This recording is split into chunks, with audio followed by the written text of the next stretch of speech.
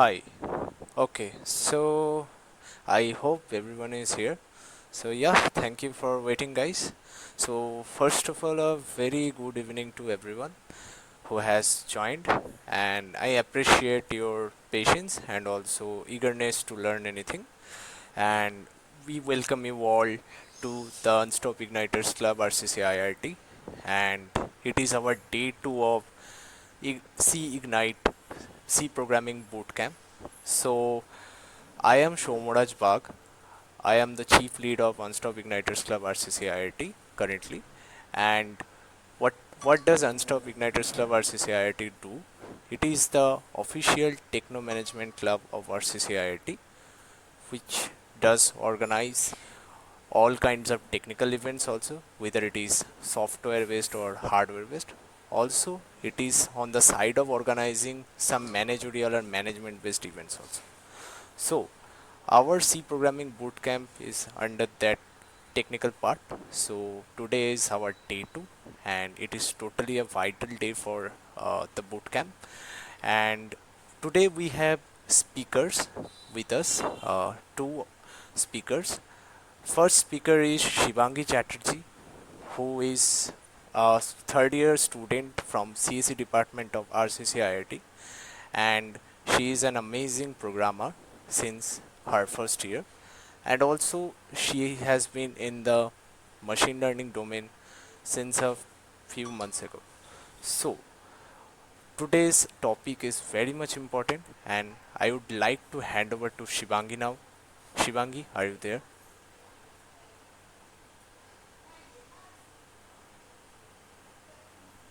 I hope I am audible. Yes, you are audible. Come on, let's go. So, a very good evening, guys. Myself, Shibangi Chatterjee, your programming lead, will be guiding you towards this event on recursion arrays and strings. जोश कम नहीं होना चाहिए, guys, because this would be a remarkable session by me and your Diptodeep. So, starting, guys. Now, what is recursion? As mentioned earlier in the earlier class, the function and recursion are the two major concepts that would be required for majority of your programming career. Okay. Now, what is recursion? It is a technique where function calls itself directly or indirectly. It is a recursive function which allows to break down some very complex problems into simpler subproblems, each of which is solved by calling the same function. But what are the properties? The main major property is a base condition or a base case should be present to stop the recursion, and it performs the same operation multiple times with smaller input, which manages the program efficiency a lot more. And it is an alternative to iteration, which I would discuss later. Now, each function calls is stored in a stack. Now, you will say, what do you mean by stack? And it will be taught to you in the second year itself in the DSA, data structure and algorithm. A stack, you can define it or think like a container, like which follows the principle of last in first out. Just think like a container where you can go one way. Okay. Now the basic structure of recursive function is that what I mentioned about the base case, where the condition under which the recursion ends, and without a base case the function will call itself indefinitely, and it is very very unrecommended to you all, because it will lead to stack overflow. It's not at all recommended, so you should apply the base case or base condition over here.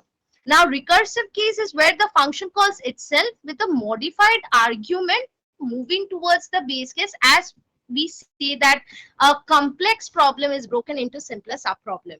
In the side snippet, you can see the Tower of Hanoi problem, which you would learn later in the higher classes or higher year. So, what is recursion? Recursion is a function call, which is called by the function called itself. Now, recursion is a function call which is called by the function called itself. Now, recursion is a function call which is called by the function called itself. Now, recursion is a function call which is called by the function called itself. recursion, head recursion.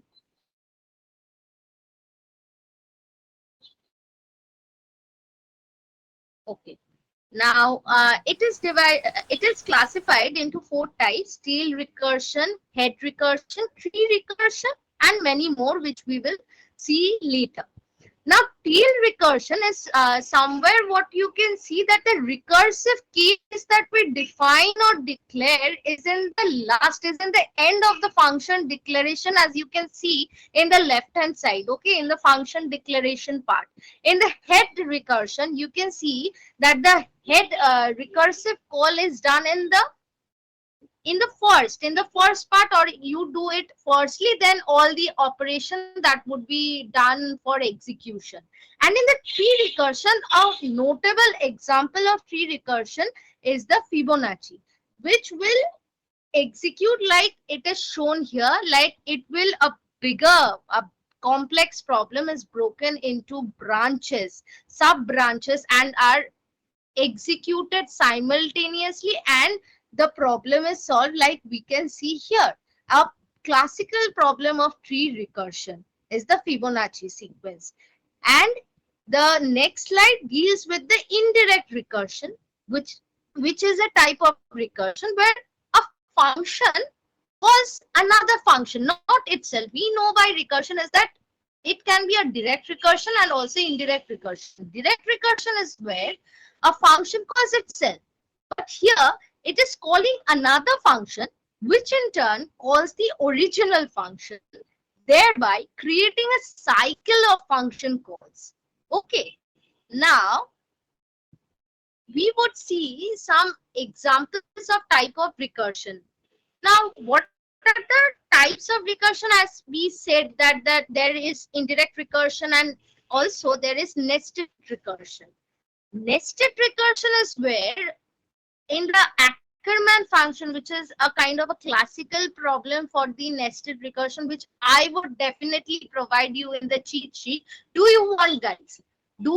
Should I provide any cheat sheet to you all after this session?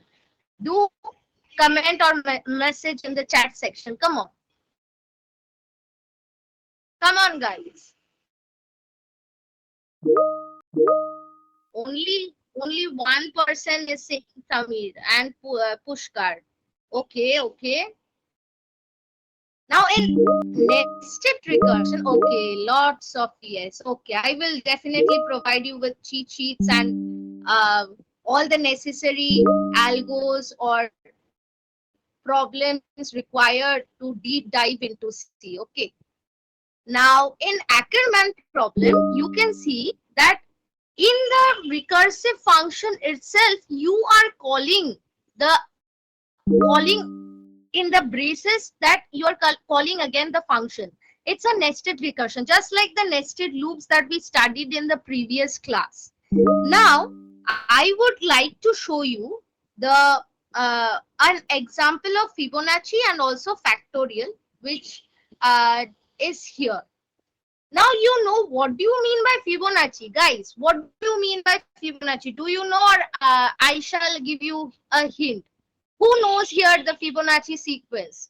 And also who has learned about factorial? Come on. Who knows Fibonacci? Yes, 0, 1, 1, 2. What is this? What is the logic behind this? Two of them are saying, three of them. Okay, I'm explaining to you what do you mean by Fibonacci sequence. Fibonacci is nothing but an infinite series that starts with 0 and 1, in which every number in the series is the sum of two numbers preceding it in the series. Preceding it in the series মানে তুই যে পজিশনটা choose করবি তার ঠিক আগের যে দুটো নাম্বার আছে তার সামেশনটাই ওই পজিশনে গিয়ে বসবে। Just like here Miraj Kumar and all Shubroto Saha, Anushka Dev said here exactly 0, 1, 1, 2, 3, 5, 8 and up to infinite. Okay, now what do you here in the recursion part, what is the base case here, that the first two numbers in the Fibonacci sequence, if we start by 0, of course we will get 0, right? So it will return 0. And in case of 1, we will only get 1. So the problem of recursion starts here itself, like Fibonacci n and the prior two numbers, where it is calling the function itself Fibonacci n minus 1 plus Fibonacci n minus 2, as you can see in the function declaration part here.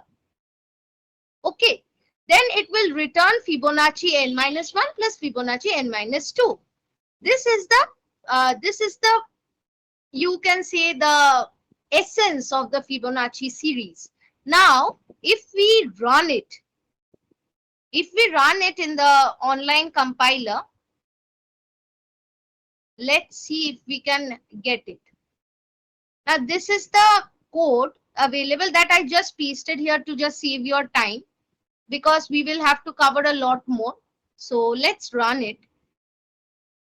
And we would see enter the position in the Fibonacci sequence. Anyone, what position should we enter to see the result? Come on. What position should we enter to get the 13? Okay. Anyone else? Anyone else? Only 13. Anushka said 15. Okay. 13 না 15 কোনটা? আর বাকিরা কোথায়? 25. Okay, 13. 10. Okay, let's see by 13 only. See the summation, and we see the Fibonacci number at position 13 is 233. Can you check, guys? Can you check in Google that if it is right, or I have told you something wrong? Give me a screenshot by in the Google, sharing the same in the Unstop Igniters Club. Come on. Come on, guys. Give me the position in the Fibonacci sequence in the position 13. Will it be 33? Will it be 233? I'm sorry. Give me the screenshot in the Unstop Igniters Club to check whether I am correct or not. Come on.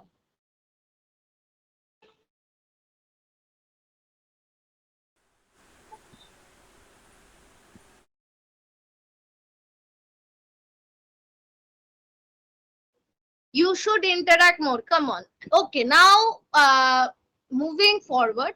অনেক হয়েছে Fibonacci অনেক বলে ফেলেছি, তোরা এবার দেখবি আমি ঠিক বলেছি না ভুল বলেছি। এবার আরেকটা এক্সাম্পল হচ্ছে তোদের ফ্যাক্টোরিয়াল। ওকে, এবার ফ্যাক্টোরিয়াল তোরা জানিস, ফ্যাক্টোরিয়াল জানিস তো নাকি বলতে হবে? বল, what do you mean by factorial? নিশ্চয়ই জানবি, এরকম বলিস না যে জানিস না। জানিস তো? একজন বলছে জানে, আর কি কেউ জানে না? এরকম অবস্থা। ওকে, দুজন, তিনজন, গ্রেট, জানে জানে, বা very good. Factorial is also to say the list, যখন একটা যে কোনো নাম্বার তার n into n minus 1 factorial আমরা জানি। এবার তার লজিকটাই এটা, যে যেই নাম্বারটা তুই যদি সাপোজ 5 ফ্যাক্টোরিয়াল করিস, তো what is that? 5 into 4 into 3 into 2 into 1. So it is also a recursive call. You are seeing that n into n minus 1 factorial logic. Correct. So I'm not wasting the time here in defining what is factorial. You know it better, more than me, I suppose. Okay. Now the comparison between recursion and iteration. Iteration পড়েছিলি তো আগের দিন, নাকি ভুলে গেছিস? Okay, you can't understand Bengali. Okay, I'll interact in both the language. For I was just making it an informal discussion so that everyone participates. No problem. Have you learned about iteration in the previous classes, guys? Iterations, the loops, for loop, while loop, do while loop, Yes, okay. So what is the difference between this? ওখানেও তো repeat, we are repeating the same kind of statements there. এখানেও we are repeating the same task. What is this? What is the difference? The difference lies here that the function calls itself directly or indirectly to solve a problem. But in iteration, a set of instructions is repeatedly executed using loops. Loops পড়েছিলাম? Did we study loops? Everyone, most of them have said yes. Okay, then moving forward. Recursion, in recursion, a base case and a recursive case is present, as we saw. While in iteration, loop constructs to repeat a block of code that have been used, as we saw in the parenthesis case, in the condition case of the iteration part, as you have remembered. Now, in recursion, more memory usage happens due to the function called stat, while in iteration, less memory used as it doesn't involve the function calls and less complex, just loop controls the variables. That's it. Now, recursion leads to simple and more readable code, right? As we know, just calling a function and the task is happening by itself, while iteration often results in more complex code but can be more efficient for certain problems. Recursion requires a base case to terminate, while iteration terminates. কখন terminate হয়? When the iteration terminates. At what position do we terminate the iteration? Anyone? Guys, at what condition? Loop condition meet করলে, ঠিক বলছে তো? অনুষ্কা কিন্তু খুব participate করছে। Correct. When the condition satisfies. Okay, when the properly given loop condition fails and the condition is satisfied, then the iteration terminates. Great. Now the next chapter, moving towards the next chapter, arrays. Arrays key. What is array? Array is nothing but a collection of elements of the same data type. মানে, to say the least, আমাদেরকে টিচাররা কি বলে যখন আমরা চিল্লাই? মাছের বাজার বলে তো, মাছের বাজার বসিয়ে রেখেছে। তো সবাই ওখানে একটা সিমিলার একটা ডেটা একটা টাইপে পড়ে যাচ্ছি। তো এটাও সেটা। বা we the students of RCC IIT ধর একটা টাইপ, একটা college type, a certain college, so it of the same data type, the collection of elements is called the array, which are stored in contiguous memory location. Contiguous memory location মানে পর বসবে। It simplifies data management and manipulation as it stores data in a structured manner. All the elements of the array can be accessed easily by the index number. Index number মানে কি? Index number হচ্ছে 0, 1, second position, আমরা বলি 1th position, 2th position, 3rd position, 4th position, like this, which gives the position of the element in the array. Now, array declaration and initialization. What is that? How do we declare an array? We need to first declare the data type. Data type আমরা পড়েছিলাম, we studied about the data type like int, char, etc. Then array name with the square brackets, the array size. Now the array size is not like mandatory that we need to provide the array size like 1, 2, 3, 4, 5. We can also put it blank but give the square brackets, it's necessary. But array size gives the number of elements in the array, but it is not mandatory to put this number. Like here it is given int numbers 5. It's not required, okay, or not mandatory. Now, accessing array elements, how do we access the elements? Like I said earlier about the indexing, correct? Now, all elements of an array have an index number. Now, indexing of an array always starts from 0. Always starts from 0. Thus, index number of first element is 0. Okay, and the second element is 1, and so on. Like as you can see in the snippets over in the above section, like 0, 1, 2, and there is a operation happening, like element is adding in the array, as we would see. Now, as in the example, you can also see that how we are accessing the elements, like we int first element numbers in the square braces 0. That is, we are accessing the 0th position. Acha, now tell me one thing. If I say int element equals to number within the square braces 4. Okay, within the square braces I write 4. Which position element should I access, or I can access? Which position? If I say int element equals to numbers within square braces 4, which element can I access? Anushka is very fast and efficient in this meeting. Very good. Okay, great, great. Now the types of arrays and operations on arrays. Okay, now the types of arrays are, there can be other dimensional arrays, as we would mention or see. 1D arrays or one-dimensional arrays is just a rows of elements that we discussed in contiguous memory location. In the previous slide, we also saw.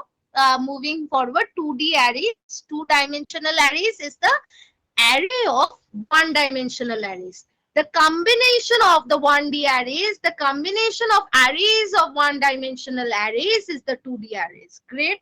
Like just in the example, we can see like int matrix within square braces 3, 3. Correct. In 3D arrays, which you would learn later in the higher classes, or you can study if you discover more in the internet or books वगैरह, like about the array of two-dimensional arrays covering all the 3 dimensions at the 3D arrays. Okay, now how can we traverse? The traversing of the array. Now traversing means nothing but accessing the elements of an array. Okay, how do we access the elements of an array? We can traverse the array by here simply, as you can see, what loop have I written here? Which loop? And what is the condition it's written? What does it mean? For loop, okay. What does the condition here means? Starting from initialization and the condition. Let's not waste time. It is nothing but starting from 0 and I less than 5 means it will end at the 4th position. Okay, and it will iterate over and it will access the arrays of the position of the indexes as given with the variable I. Okay, now moving forward towards insertion and deletion. Grade 0 to 4. Shanton Gop. Okay. Now, insertion involves adding elements to an array, as we saw in the previous slide that 4 is getting added into an array in the visual representation, and deletion involves removing elements from an array. Cool? Cool up till now, guys? I would move forward. Till then, is it okay? Great. Akjoni? Okay.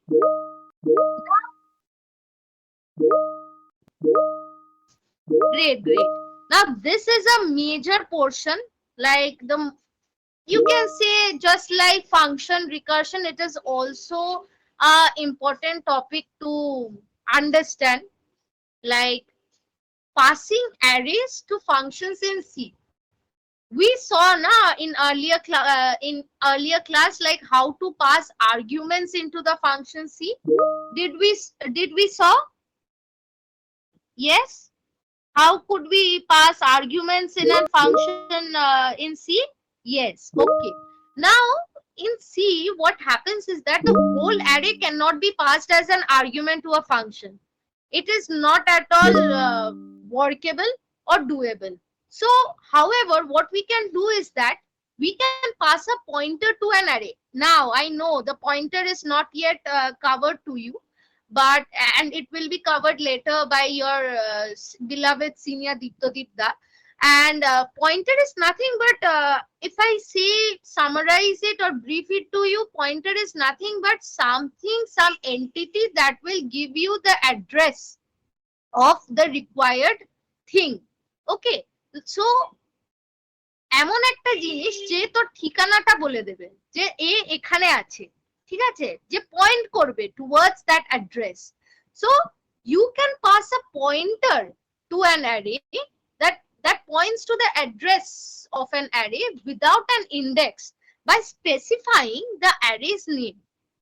এবার to suppose to point you out, your name is required, right? Like without seeking the name Anushka, I can't just heather tether here to find her, right? I need to specify the required name. So does here, like we need to specify the array's name, and we can pass a pointer to an array.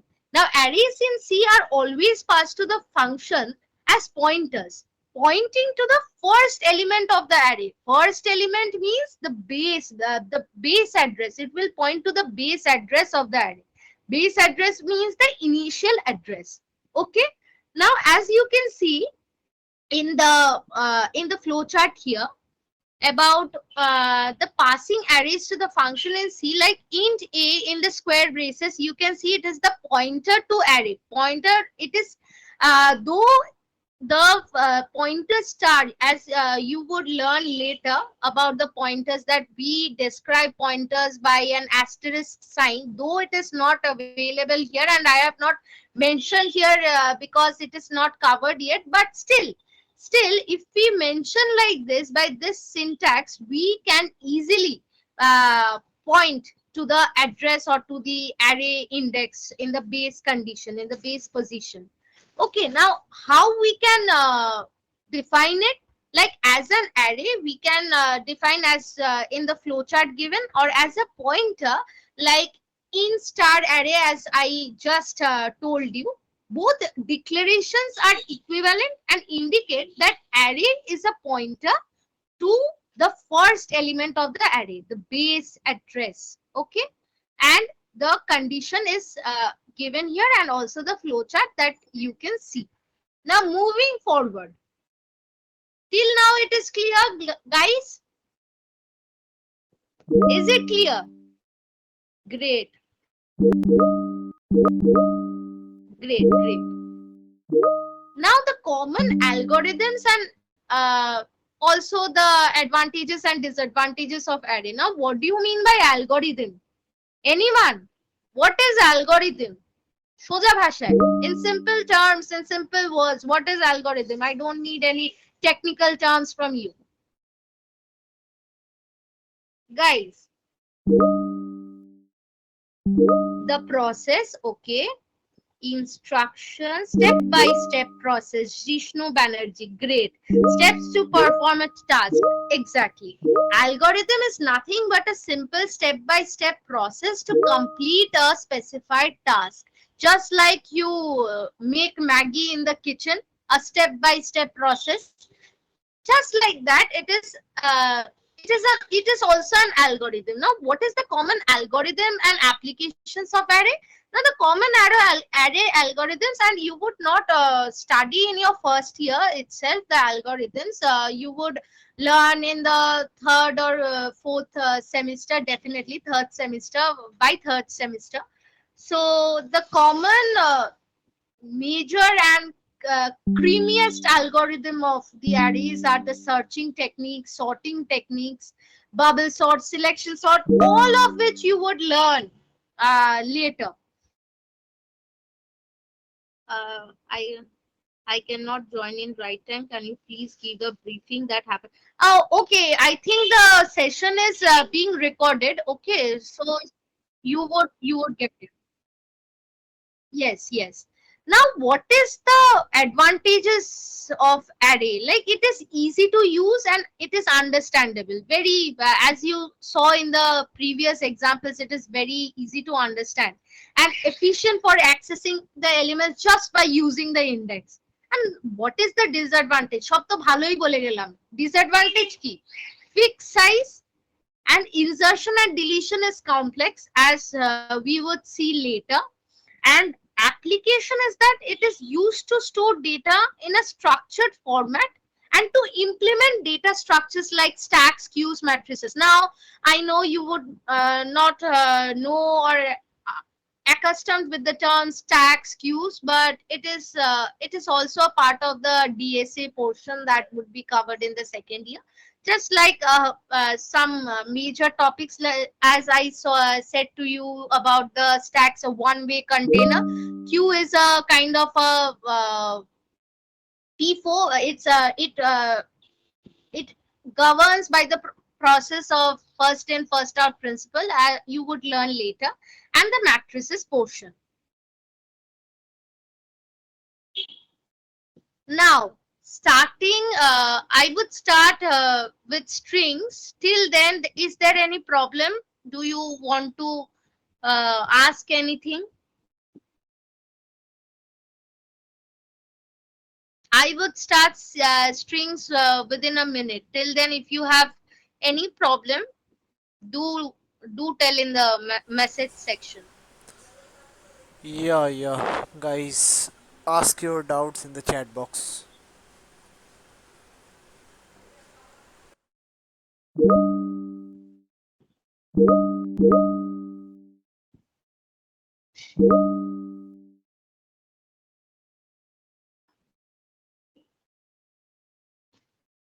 Okay, no doubt till now. So strings. Okay. What is strings? A sequence of characters terminated by a null character. Null character is the \0, as you can see. It's called a string. C does not have any separate string data type. I would like to share a meme after this session ends. That your previous speaker Dibakar Banerjee has shared as in his story about. I would share the meme later.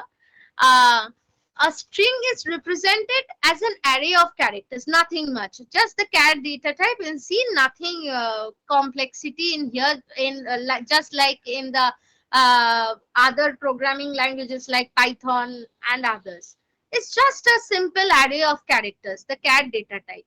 Strings are used for handling text data in programs.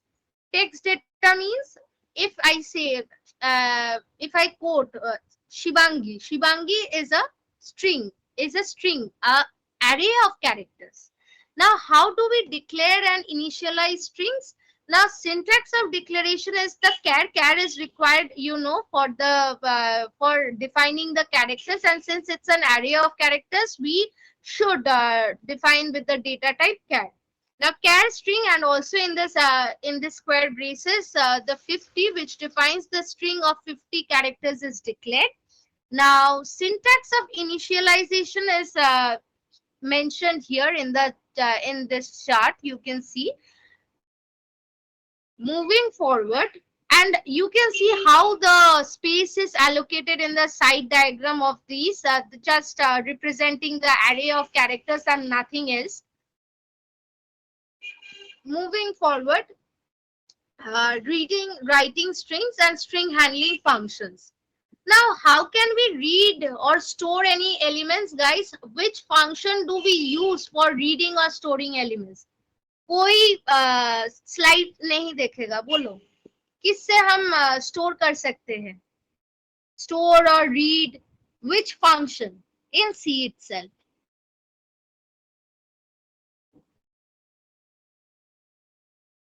Scanf, yes.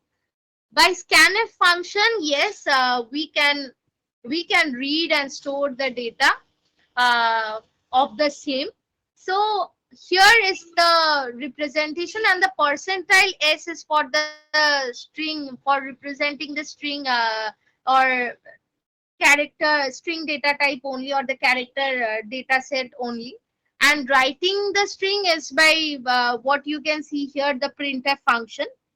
And for string handling functions, some major functions is there. You can see that string strlen, whatever it is, it is used to calculate the length of the string length. String copy is that you can copy one string to another. String cat is concatenate two string. Do you know what do you mean by concatenate? Do you know what do you mean by concatenate? Addition, right? And string comparison is that you can compare two strings and it returns the type of functions as int. Okay, now the example here it is given, like just simplifying you the concatenation technique, that we have declared the char string 20 hello and char string 220 in the bracket, in the square braces wall, and how we are using the string concatenation, the concatenating the two strings function, and we see the result hello world, joining the two strings together. And the common algorithms and advantages, as also the disadvantages of strings, are like palindrome checking. Do you know what do you mean by palindrome? Anyone? What do you mean by palindrome sequence? Shubroto knows. Anyone else? Yes. Shagnik has given it very beautifully about this palindrome sequence of this, that in the front as well as in the back, the result is same. Okay. Now, palindrome checking is that you can check whether the given string is palindrome in the string algorithms, as well the string reversal techniques also. And advantages is that it's easy to use for text manipulation in programs, and built-in string functions, as you see in string concatenate, string copy, string compare, and performance can be faster as they are closer to a hardware level.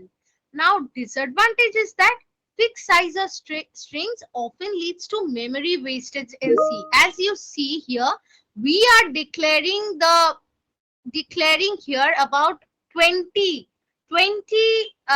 locations or 20 contiguous location size of the array, but we are just using only five locations or five addresses for this array in the string hello. So there is a lot of memory wastage, and the programmers have to manually manage the size and boundaries of strings, which increases the risk of errors. So this is it. And the applications of string is that strings are used to read and store user inputs by programmers in different programs, and it is also used to manipulate and process text data by programmers in programs, and it are used to match various patterns in algorithms. You would learn later in higher classes. Now, strings can also be used to search a substring of characters within a given text. Strings, and you can basically see this vividly in Python programming language, about this substring and how you can slice the strings into parts. You would learn later, or you have learned earlier, I think also, who had Python in their higher secondary sections. Now, strings are used to handle the file paths and file names. Strings are also used to read from and write to text files. Okay till now? Is it understandable? समझ में आया कुछ? Yes. Great. Great.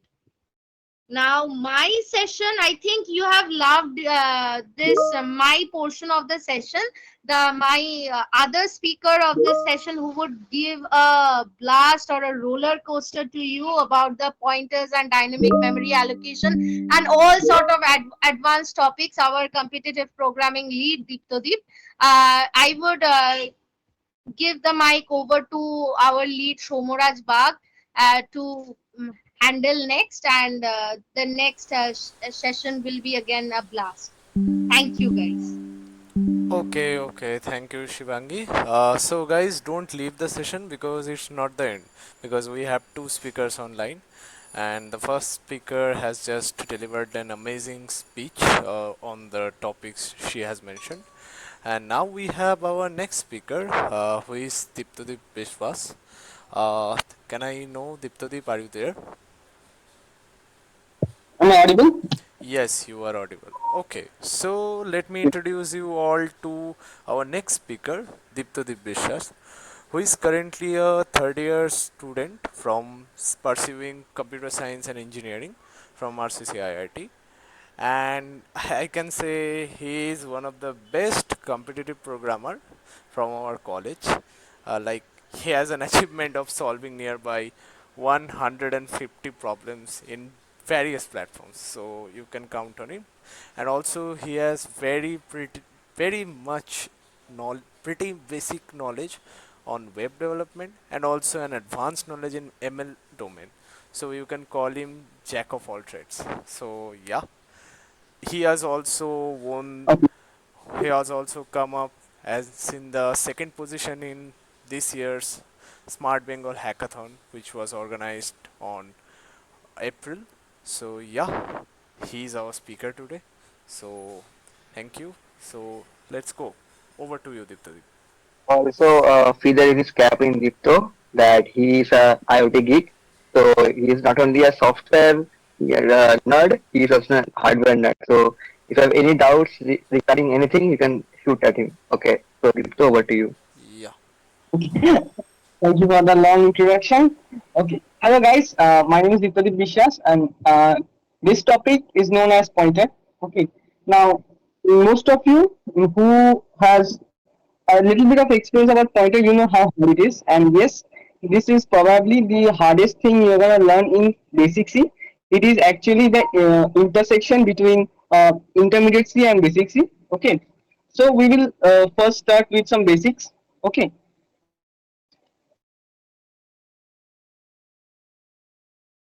Now, what we do usually,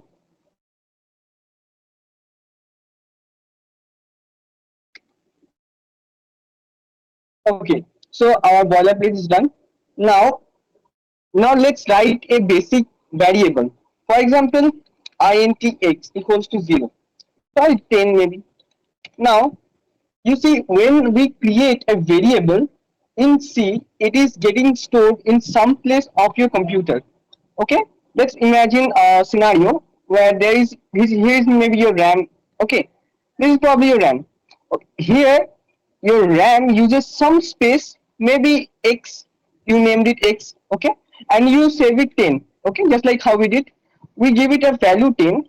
Now this is X. What this place has, okay, and every single variable of your computer, be it, for example, you're playing PES on your phone mobile device. Okay, there is obviously you're gonna store the scoreboard or somewhere, the data of everything. So everything is being stored somewhere in your device. Now, these things are variables, pointers, functions, and everything. They have something in common, that is address. Now, this place may have an address of anything. Now, in C, the address can be vary from maybe millions and trillions, who knows? But for our convenience, let's say this address is 100. So we'll understand that every single place in C, every single variable, be not just C, any what you call it, any programming language, they all uses some sort of addressing system where they access the variables from anywhere. Python and other programming languages such as Java and C++. No, C++ actually lets you uh, manipulate pointers, but Python and Java don't let you manipulate the pointers. Now, let's since we have created this X, we want to print its address. Before I go into pointer, you guys need to understand what address is actually. Okay, so we're gonna have a writing session, that is ampersand X. So this ampersand you see that you guys may have seen in scanf. This ampersand sign actually means the address of this variable X. Now, as I said, it can be any number. For our components, let's say it's 100. Okay. Now we're gonna save it and we will run it. Okay. Okay. Start. Let's go to our page. Here is your hands on it. And don't worry, whatever code we are gonna write here, I will provide you all every single thing on a zip. So if you guys have installed GCC, go for it. Okay. If you haven't, go online compiler. You're gonna have there. Okay. You can do it over there. You can easily do it actually over there. It is better to do it over there. But if you are geek and if you want to install it, so go ahead. Okay. So how we compile in GCC? GCC, you're gonna and enter the file name. In your case, that is the first pointer on st. So we have compiled our program and we're gonna run it. So see that this is a big number, okay, and this big number is something that is not equals to 10. Okay, if you remember, our variable's value was 10. This is some big number that is an address. This address changes every single time. For example, if I run it again, it will not be same. Okay, because obviously we use our RAM, and RAM means random access memory, so it will access different memory places in order to save those variables. Now we understood what RAM is. We understood how it gets stored in database in our system. But I would also like to know what pointer is. Okay, so in order to learn pointer, let's do this. Int star t. Now this is how you write pointer using this asterisk. And how do you store? What do you store in pointer? You store the address of the variable. That is what? That is ampersand x. So as I said, this ampersand x gives the address. So there are two operators in the case of pointer, that is star, that is also known as value at, okay, and then there is ampersand, also known as of address of operator. Now, what is pointer? Pointer is a variable that is able to hold the address of a variable. If it is not clear, let's just draw something. Okay. So here is your variable. Pointer may be created here. Okay. Pointer may be created here. And what pointer holds? Pointer holds the address. For in our case, let's just say it's 100. So pointer holds 100, and pointer, maybe we named it P. Okay, we named it P. So when we do that, this pointer and that variable are now linked, and like this. So whenever I will change the value of this address at, okay, we will show that, we will go there. Every time we do that, this x's value will also change. Now what is the difference between this and this? Temp equals to x. Now you see, in this case, the value of x is also been stored in temporary variable. But when I will change the value of temp, for example, if I write temp plus equals to 10, I hope everyone is familiar with specific uh, this specific thing over here, this specific operator. Okay, and so when I change the value of 10, it should change the value of 10, basically creating a copy. Okay, if you guys understand that, that is good enough. Now when I do this plus equals to 10, Now this will not only change the value of pointer, okay, not value of pointer, value of pointer will won't be changed. Value of pointer is the address. It will change the value of that address. What is the value of that address? The value of that address is 100 maybe or something. Okay, so what is the value? Our value of p is 100. Okay, and what is the value at 100? Value at 100 is 10, right? So when I write star p, when I write star p, it means what? It means value at what? At p. And so the value at p is value at 100, because p equals to 100, right? In our case, as you can see, p equals to 100. So the value at 100 will be 10. So whenever I will do that, I will change the value of plus equals to 10. It will also change the value of x. Now we're gonna print it, and we will see the Mr. results. Deep, sorry to interrupt you. Huh? Can you tell the audience which ID are you using and what is name and why you are using that? This is known as Sublime Text. It is my preference. You can use anything you want, and also you can use VS Code. There is no specification of writing code. You can also write the code in Notepad or TXT file editor. No worries. Okay. So this is my preference for that. Okay. I hope that I have answered the question. Now we're gonna print the value. What we are gonna print the value? We're gonna print the value of x, and we're also gonna print the value of temp. Now, as we can see that we have changed the value of star p.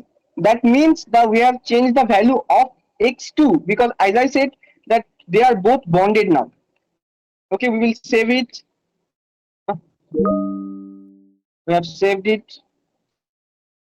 We're gonna go to our CMD. There is a semicolon we are missing. I'm sorry for that. Now, okay, it's done. We have saved it, no? And now it's saved. Okay, it's compiled properly. Now we will execute. As we can see, the value of the address is x. Address is something, as I said, it can be a very huge, very large number. It is not fixed in any compiler, any C. Okay, and now you can see we have printed the value of x. That is what?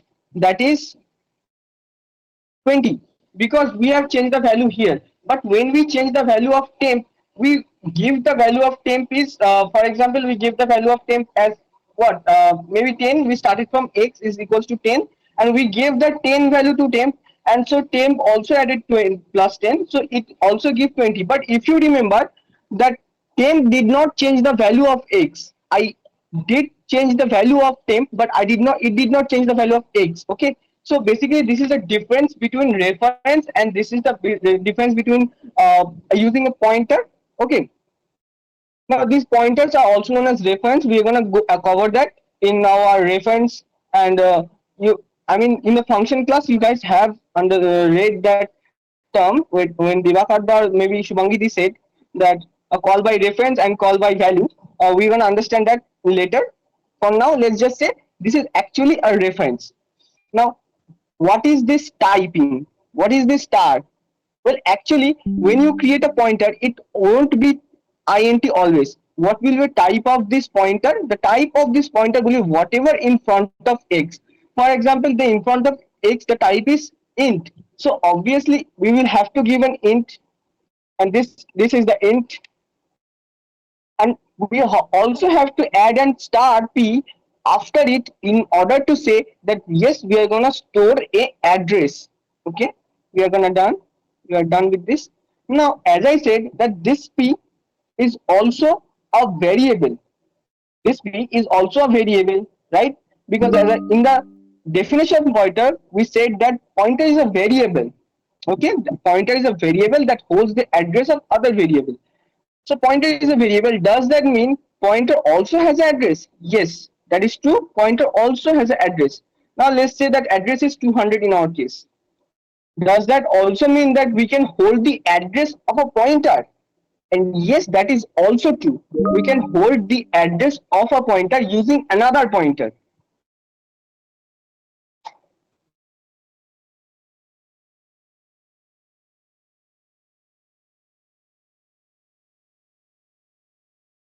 Now let's say this pointer name is maybe Q,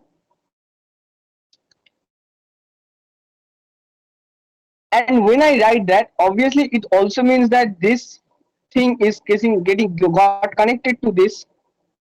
So 200 is connected to P now. P value has 100, and that is the address of X. Obviously Q also has an address. You can create another pointer to store the value. Now how do you do this? How do you store another pointer's value to another pointer? Here's how.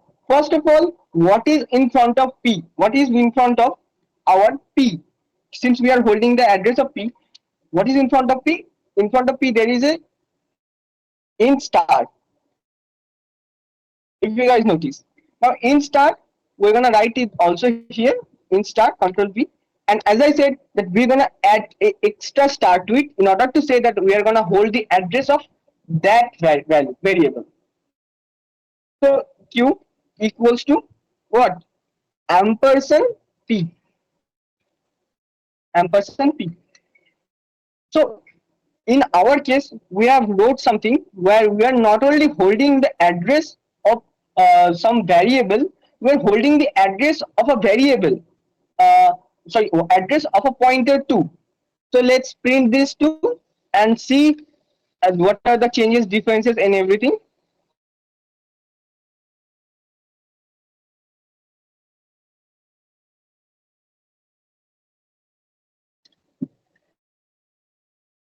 Now what I'm gonna print, I will print A star Q, sorry, star P, not star P, ampersand P, meaning the address of P. And we are also gonna print the value of what?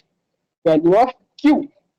Now, according to our logic here, the address of P is 200 and address value of Q is 200. So basically, these two should give us the same answer, right? Okay, let's save it and we go back to our terminal and we do it again. Our console code is successfully compiled and we're gonna run. So as you can see, the value changed and the value of, okay, there is a problem here, that is the star Q. Okay, my bad, sorry. Here when I write star Q means 200. The now Q is equals to 200 and the address of Q is 100. Okay, sorry, address of P is 100 and the value of Q is 200. That is why the address at 200, the value will be 100. That is why it gave the same value, sorry, same address of X. Okay, I hope you guys understood that. Now let's change the what we wanted to print, that is the value of Q. The value of Q and the address of P is equal. We have to print that.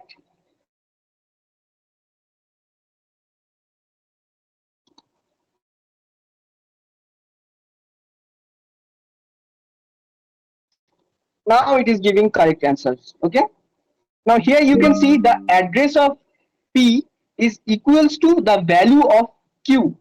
Okay, the address of P is equals to value of Q. Now as you can see that both our pointers are connected to each other. Q is connected to P, P is connected to X. Then how are we going to, can we access the value of, I mean this 10 value from Q? Can we do that? I think yes, we can do that. How are we going to do that? Well, you can add that many stars that was in front of here. What does this mean? This actually means that value at, then again value at, then again the address of Q. So what was, sorry, value of Q. What was the value of Q? Value of Q was 200. So if we go back, value at 200 was, value of 200 was 100. So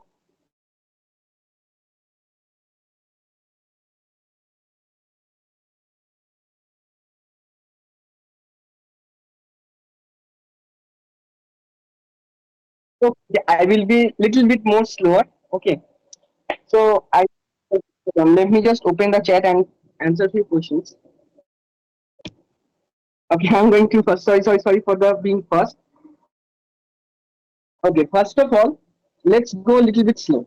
Okay, this star actually means value add, and this star also means value add. So, what we had done is value add, and within that value add and Q. What is Q? Q is the address. Okay, Q is what? Q is the address. Address of what? Address of P. So, address of P is 200. So, according to that, this will be 200, right? Q equals to 200. Now, the value at 200, what is the value at 200? The value at 200 is this 100, right? Value at 200 is 100. Okay, so we can cut that and we can write 100 here, right? Okay, 100.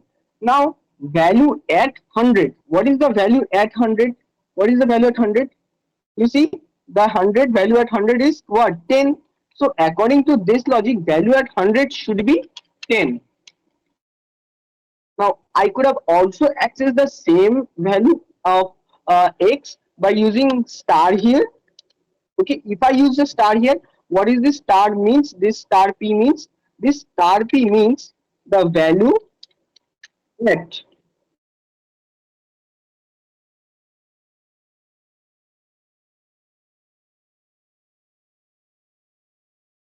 Okay, the value at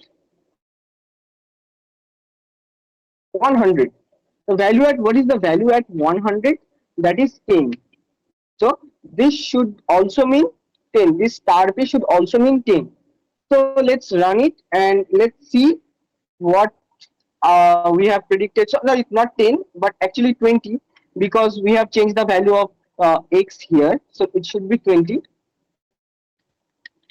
So let's go back to our compiler and it compiled.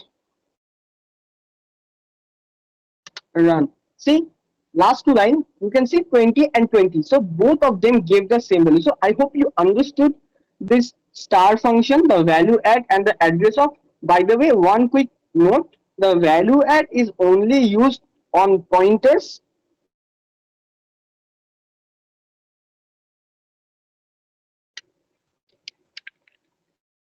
and the address of is only can be used on not only pointers, sorry, not only variables,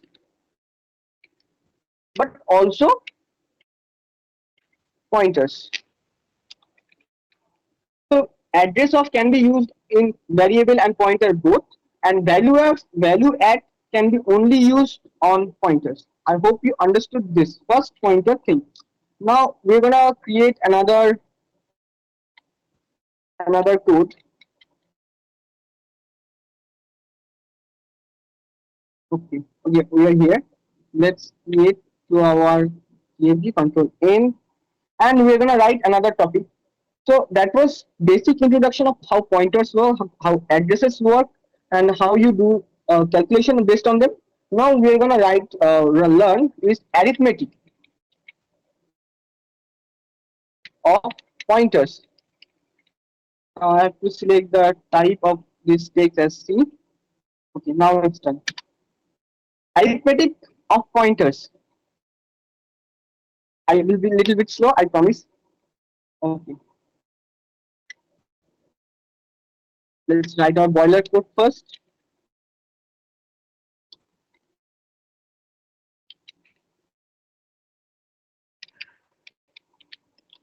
Okay, done.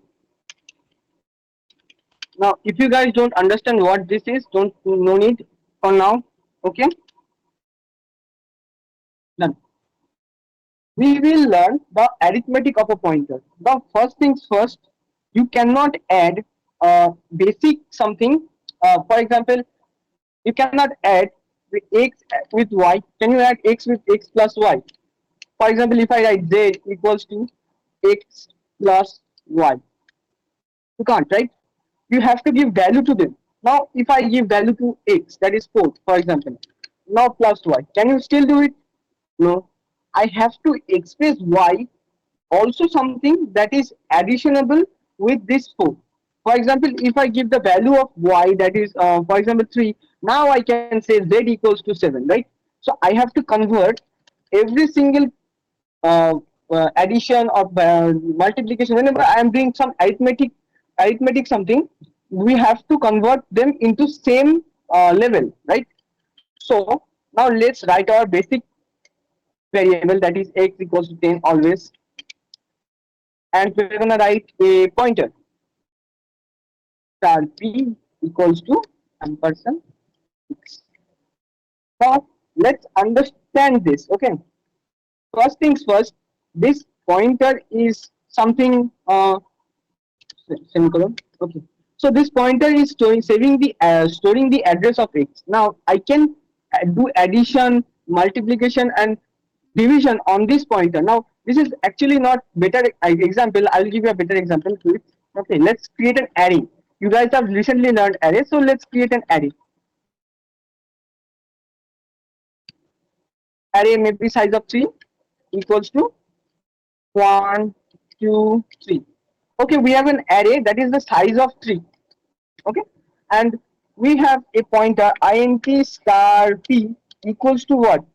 As Shibangi said, the first address of the array is the ARR. So if I write ARR, this also means star p equals to address of ARR 0, as Shibangi said. Shibangi just said, okay. Now in start ARR, according to the this logic happens in C.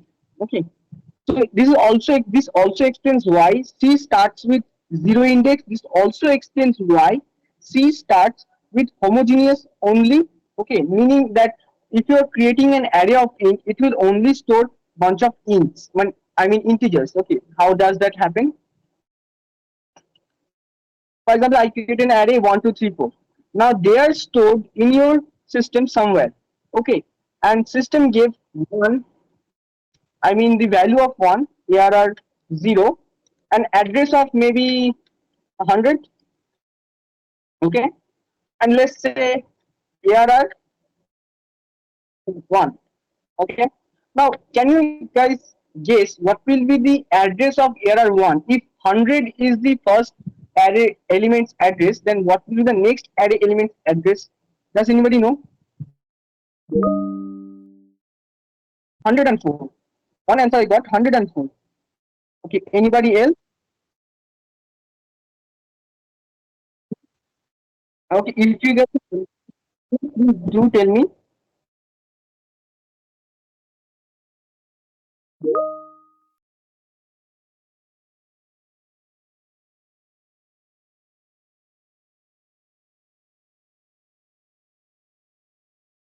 Any answers? Repeat the question. Okay, so first thing, what the question is that I have an array. Okay, I have an array that is 1, 2, 3, 4. I know, I understand that this topic is very hard, but please guys do concentrate. We have an array 1, 2, 3, 4, and the first address of an array, let's say it's 100. So what will be the next element's address? And by the way, this array is a type of integer. So based on that, can you calculate what will the address of next element?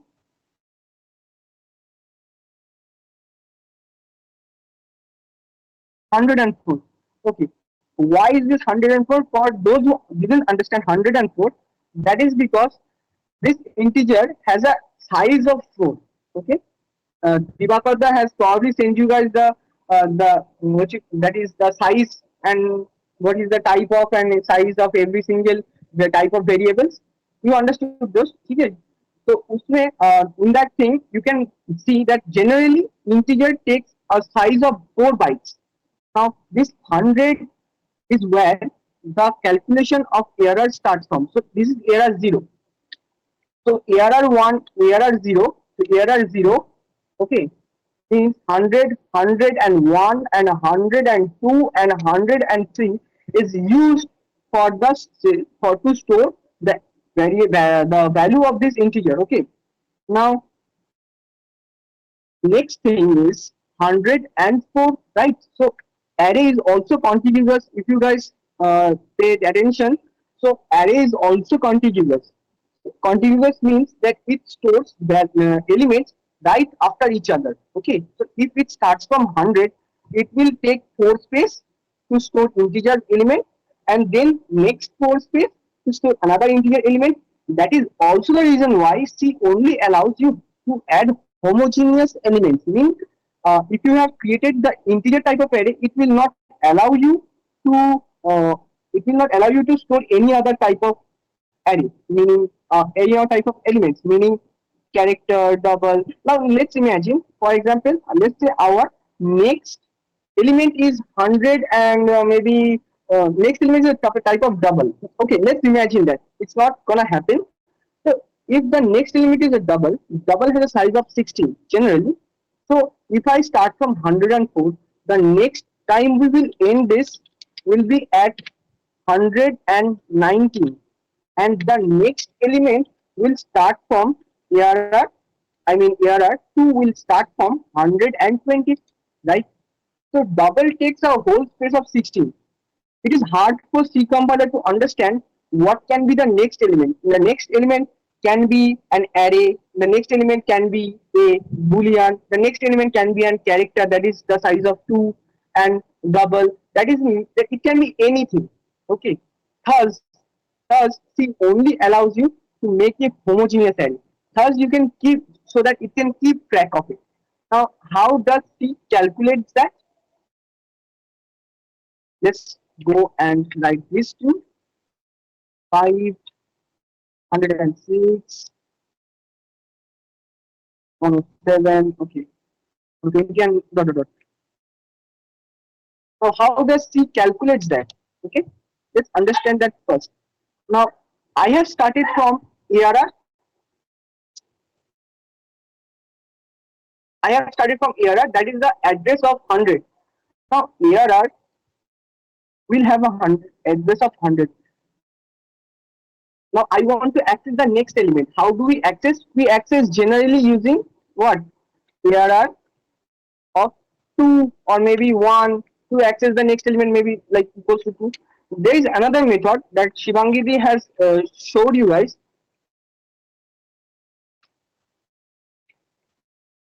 that is using star.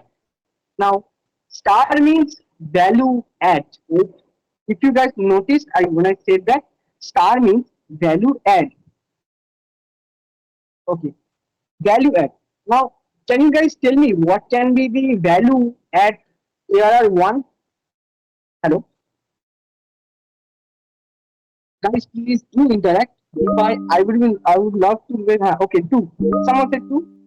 So value at will be 2. Let's do this. Okay, let's access this 2 using our value at. How we do that? We set error. Now what is this value at access? Value at access, someone already said that error plus 1, that is true. Now value at access and address. Why this 1? Because it was the first element, right? Not only that, as I said that in order to do addition, this is addition, right? This is the arithmetic operation, right? This is addition. So in order to do this addition, C does this. Okay, it starts. What is the address of this guy? The address of this guy is 100, right? So it writes 100 plus this 1. Now this 1 is an integer. It do what? It tries to convert this integer 1 into an address. You getting my point? It tries to convert this 1 into an address.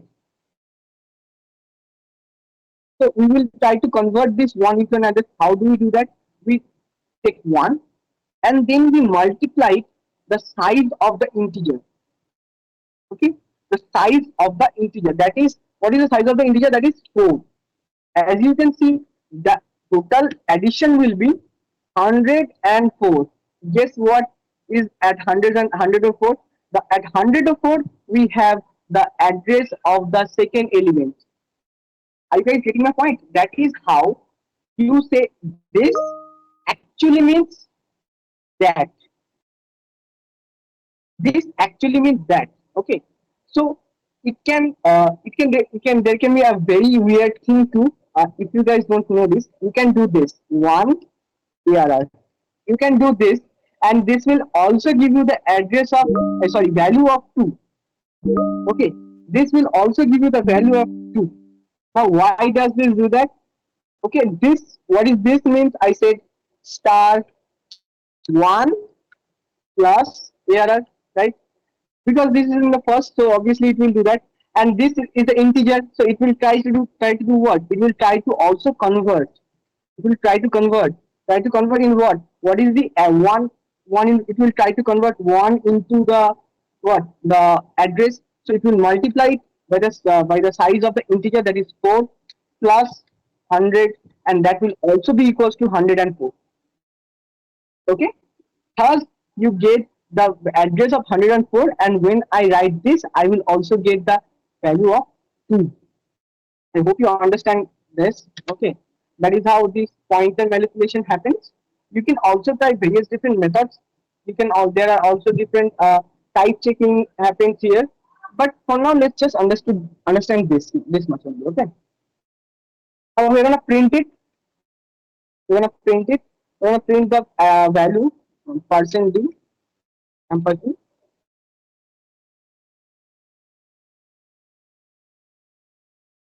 star error error plus 2. Now guys, tell me what will be the address of this? Guys, hello, what will be the value of this?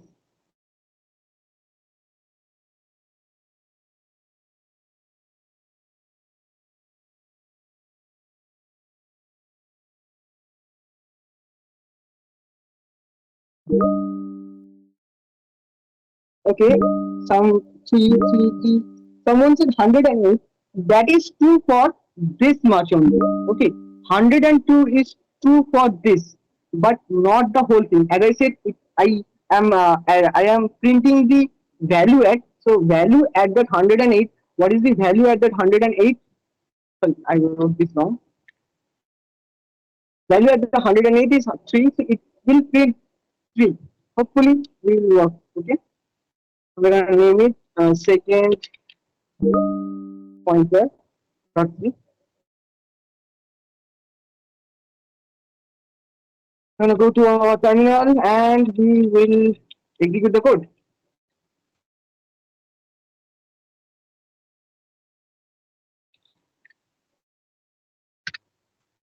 Okay, it compiled successfully. See, it printed 3. If you guys can see this, if you guys can see this, can you guys see this? Can you guys see this? Okay, thank you. So as you can see, we are printing 3. Now we can also print 2 if I give 1 here. I can also print 1 if I give 0 here. Now that is also the reason, since array starts with base address, that is also the reason the array are always start with 0 base indexing. Okay, someone previously asked here, why is array always 0 base indexing? Because it starts with the base address. Okay, now we have done this much. Now I will explain a little bit about the dynamic memory allocation. Dynamic memory allocation in array and array. What is dynamic memory allocation? Do you guys have any idea? Can anybody tell me what is dynamic memory allocation?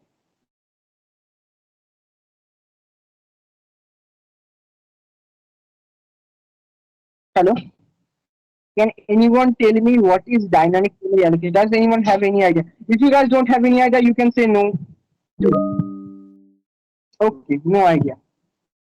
So, no. Okay, fine. I will give you guys a brief idea about it. Okay. Dynamic memory allocation actually means when you write code, okay, when we write code, we write it basically like this, and we send it to a compiler, and the compiler compiles it, right? And the compiler compiles the code into a machine executable code. Now, dynamic memory allocation are those type of variables that are created after the compilation is done. Okay, after the compilation is done. Now you can say that if I write this ampersand n, and if I take the value of n from the user, does that also mean that doesn't that also mean that I am doing runtime allocation? Well, you are kind of true, but you're kind of wrong too. This actually means when you initialize, it will stay constant like that.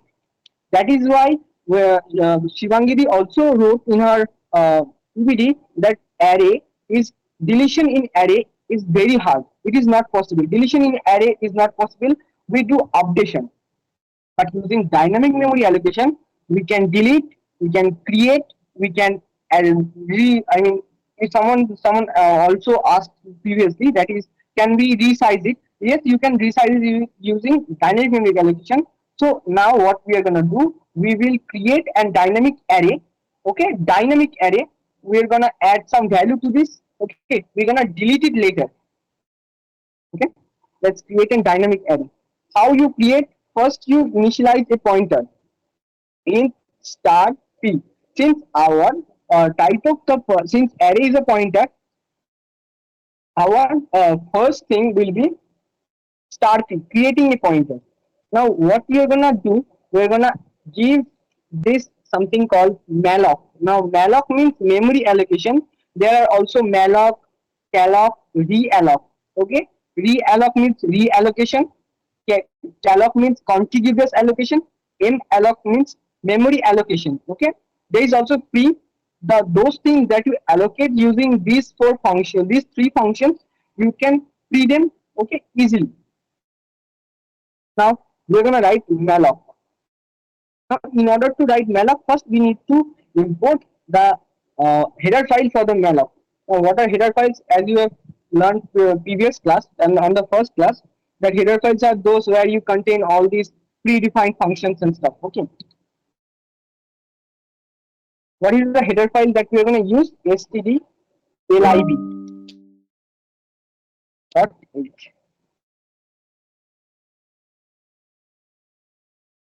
Malloc, first things first, malloc, it's a type casting. Since you are we will so malloc, it's a type casting. Why this type casting? Because you are converting whatever you are sending here from malloc. Malloc by default sends a void pointer. Okay, so malloc by default sends void pointer that needs to be converted into a integer pointer because you are creating a integer type of array. So we will create an integer type of array. Let's give our array size of 4, and now here how it happens that you give a multiplication size of size of what, int. Now this size of int means what? Size of int give me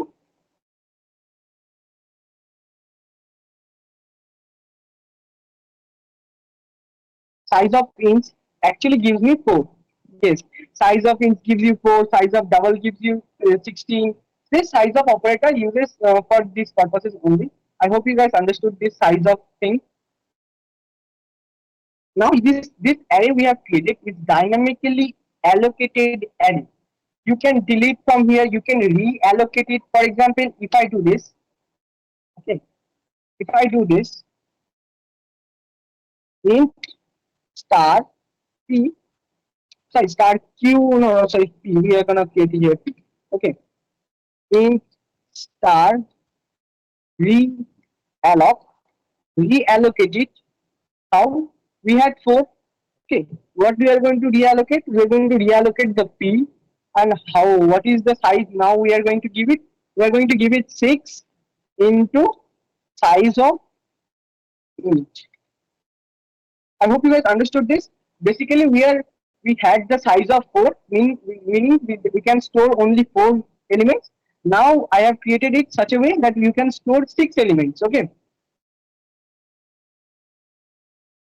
Now we can also free from here. For example, if I say free star p, it will permanently delete this p, this p array. Okay. You can also delete specifying the address, meaning you can also give it like this ampersand.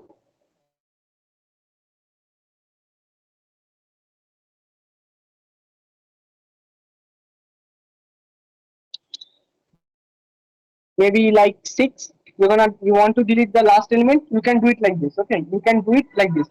So this is what we call a dynamically allocated array.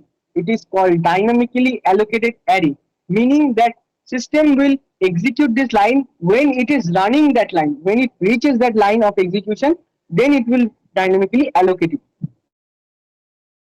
Now you can use your own imagination, and you can just take input from user using n, and you can create your type of dynamically allocated array. Okay, I'm gonna give this name q because we already have the q. Okay, so our array is q array, and it is dynamically allocated, and we're going to accept some address, some value from like n. Okay, guys, the session is almost over. Hold on for a bit. This is almost done.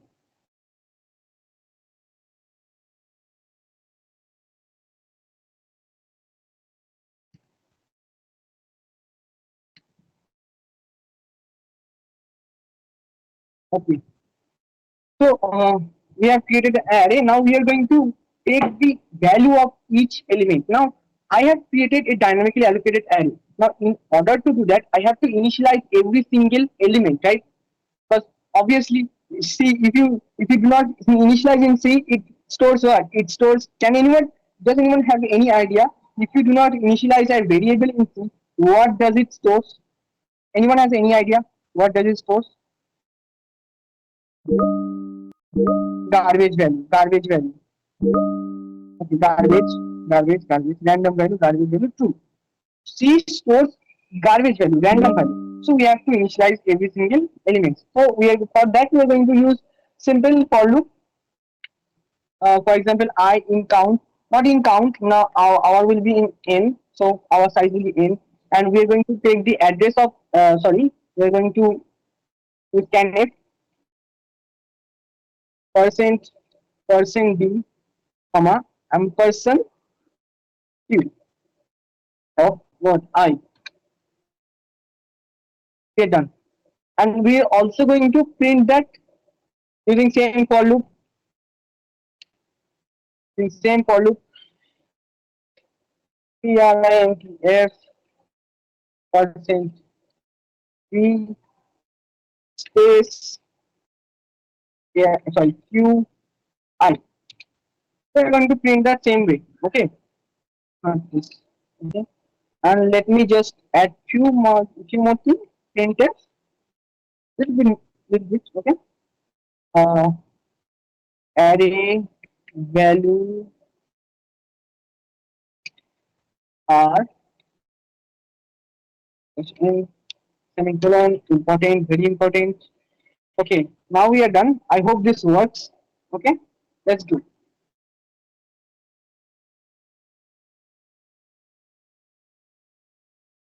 Not this one. Second pointer. Okay, it's successfully compiled. Now let's execute it. Okay, it didn't save, I guess. Let's see. Let's see what the problem we made. Okay, everything is good. Can we possibly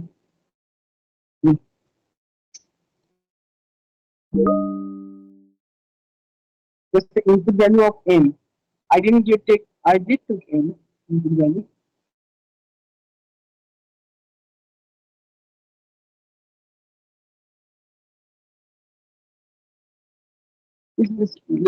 Guys, give me 2 minutes. I think we have made some mistake. Let's debug it. Okay.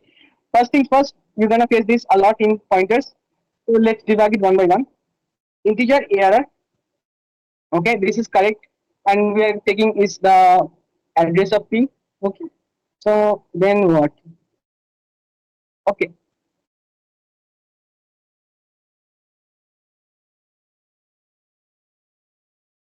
Okay. Fine. Okay. Actually, guys, I guess the times are up.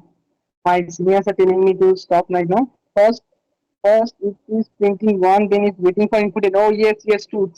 You're true. It is waiting for my input. Then it is. I will give it input of 3. I will give it a value from like 10, 20, 30, and here you go. The address is printing. I guess it was working fine. My bad. So yes, we are done with the allocation part. Guys, thank you for staying this long. I have took too much time. Bye, guys. Okay. Over to you, Shomaraj. Yeah, so thank you everyone, and thank you Diptodeep for this amazing session by you. Like pointer তো আমার সত্যি কথা বলতে when I started learning C and pointer যখন এসেছিল really আমার জন্য একটা খুব টাফ মোমেন্ট ছিল. So whatever, I'm gonna share the Rhythm, can you please share the attendance form over here if you are available? Yep.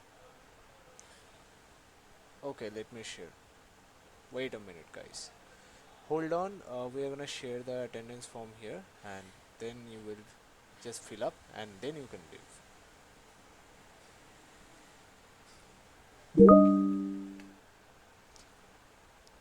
For the club joining part, we will actually circulate another form, and on the basis of your skills and on the basis of your uh, interests, we will recruit you.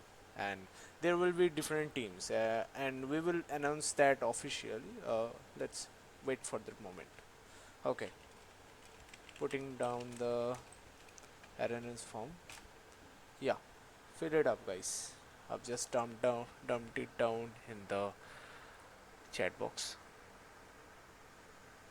Acha, by the way, we will continue this in the next class, and please everybody come to class, and we're gonna have another session. Don't worry, we won't take much time there, right, Shomaraj? Yeah. Ekdom.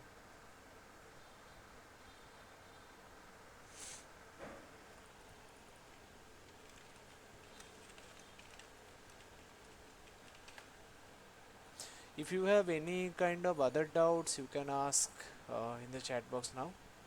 আগে ফর্মটা fill up করে নে সবাই, দেন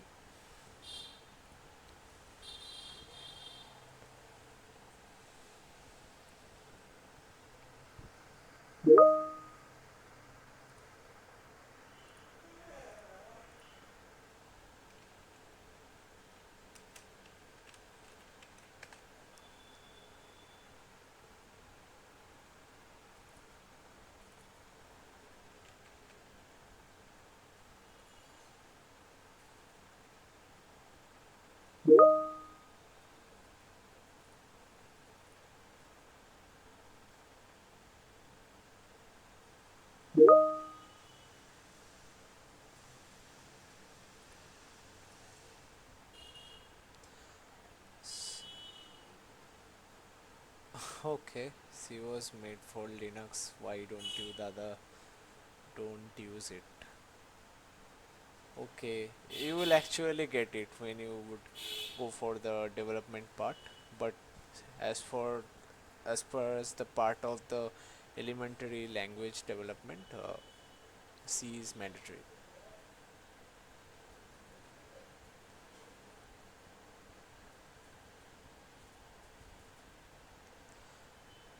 Okay, so yeah, if you have actually filled up the form, or if you have any kind of doubt, you can stay, or if you have no doubt or filled up the form, you can leave. We are done for today. Yeah, and also don't forget to join tomorrow's session. That is the main one, the advanced topics especially. So we will be waiting for you. See you there.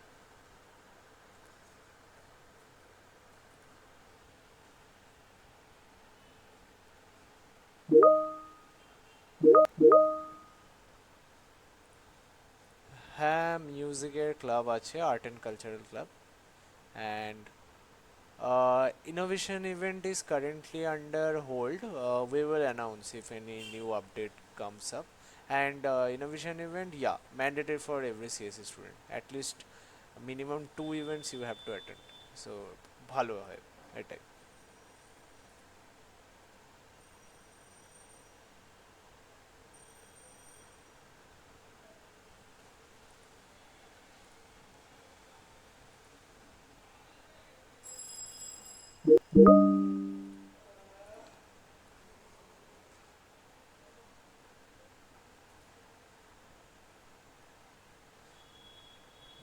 Yeah, if you have submitted the form and if you have no doubts, you can leave.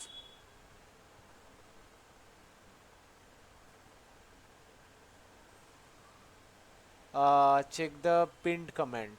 I think তুই এতক্ষণ ছিলি না, just form ভরতে ঢুকেছিস, right? আমার তো তাই মনে হচ্ছে. যাই হোক, if you have given the attendance, yeah.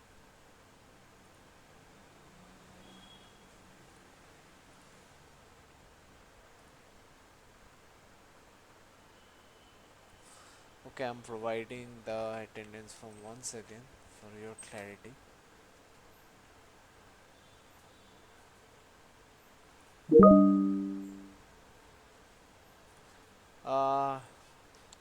জানতে পারবি ধীরে ধীরে জিওটি ছাড়া কি হয়. অ্যাটেন্ডেন্স ফর্মটা ফিল আপ কর ফর নাও.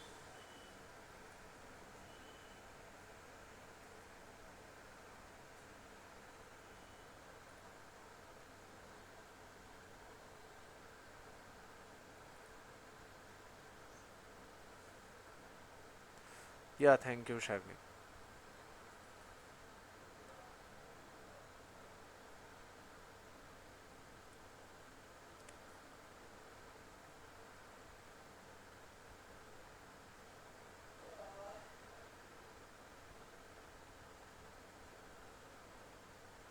Okay, okay.